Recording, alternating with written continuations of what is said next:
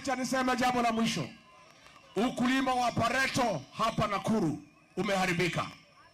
Ile manyumba ya Petroleum Board of Kenya, Kasongo na Felix wamepanga kuchukua hizo manyumba.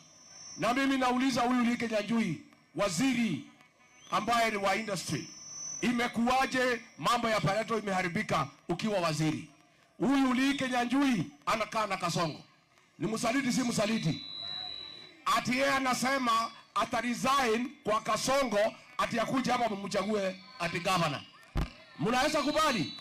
Mtu yote ambaye yako na Kasongo ni adui ya jamii yetu. Kweli ama uongo? Kwa hivyo wewe Lee Kinyanjui, niliona ukilialia jana.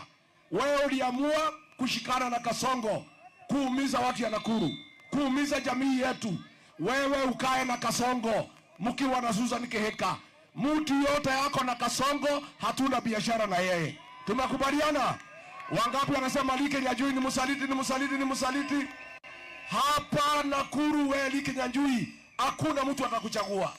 Siku watu wetu wanaumizwa na Kasongo, umekubali kuwa waziri yake, muumize watu wetu.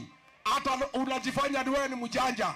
Ati utakaa na Kasongo, ati dakika ya mwisho utoke kwa Kasongo, ukuje hapa Nakuru. Mtakubali? Si anakula na Kasongo? Kuna kitu nyinyi mnakula kwa Kasongo? Sisi tutakuwa na gavana wetu hapa wa DCP, mtu ambaye